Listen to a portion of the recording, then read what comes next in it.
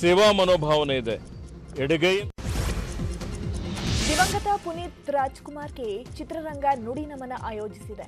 ಇದೇ ನವೆಂಬರ್ 16ಕ್ಕೆ ಅಪ್ಪುಗೆ ಶ್ರದ್ಧಾಂಜಲಿ ಕಾರ್ಯಕ್ರಮ ನಡೆಸಲು ಕನ್ನಡ ಚಲನಚಿತ್ರ ವಾಣಿಜ್ಯ ಮಂಡಳಿ ತೀರ್ಮಾನಿಸಿದೆ. ಅರಮನೆ ಮೈದಾನದಲ್ಲಿ ಬೃಹತ್ ಕಾರ್ಯಕ್ರಮಕ್ಕೆ ಸಿದ್ಧತೆ ಮಾಡಿಕೊಳ್ಳಲಾಗ್ತಾ ಇದೆ. ಪುನೀತ್ಗೆ ಹಾಡುಗಳ ಮೂಲಕ ನುಡಿ ನಮನ ಸಲ್ಲಿಸಲಾಗುತ್ತೆ.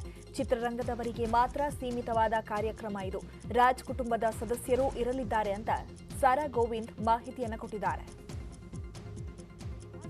ಅಂತಹ ಒಬ್ಬ ಮೇರು ನಟನಿಗೆ ನಾನು ಮಾಧ್ಯಮದ ಮುಖಾಂತರ ಅವರ ಎಲ್ಲರ ಅಭಿಮಾನಿಗಳ ಕ್ಷಮೆಯನ್ನು ಕೇಳ್ತಾ ನಾನು ಇವತ್ತು ಈ ಒಂದು ಶ್ರದ್ಧಾಂಜಲಿ ಕಾರ್ಯಕ್ರಮವನ್ನು ವಾಣಿಜ್ಯ ಮಂಡಳಿ ಮತ್ತು ನಿರ್ಮಾಪಕರ ಸಂಘ ಜಂಟಿಯಾಗಿ ಈ ಕಾರ್ಯಕ್ರಮವನ್ನು ಮಾಡಬೇಕು ಅಂತ ತೀರ್ಮಾನ ಮಾಡಿ ಪ್ಯಾಲೇಸ್ ಗ್ರೌಂಡಲ್ಲಿ ಯಾವುದಾದ್ರು ಇಂಡೋರಲ್ಲಿ ಅದು ಯಾವ ಕಲ್ಯಾಣ ಮಂಟಪ ಸಿಗುತ್ತೋ ನೋಡ್ತೀವಿ, ಅದರಲ್ಲಿ ಸ್ಥಿಮಿತವಾಗಿ ನಮ್ಮ ಇಂಡಸ್ಟ್ರಿಗೆ ಸ್ಥಿಮಿತವಾಗಿ ಆ ಒಂದು ಕಾರ್ಯಕ್ರಮವನ್ನು ಮಾಡಬೇಕು ಅಂತ ಹೇಳಿಬಿಟ್ಟು ನಾವು ತೀರ್ಮಾನ ಮಾಡಿದ್ದೀವಿ.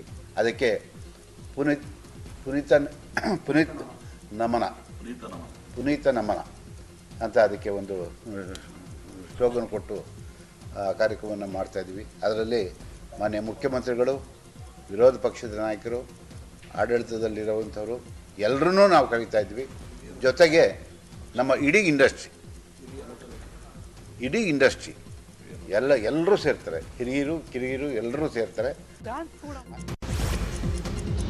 Power star Puneeth Rajkumar car ಜೊತೆಗೆ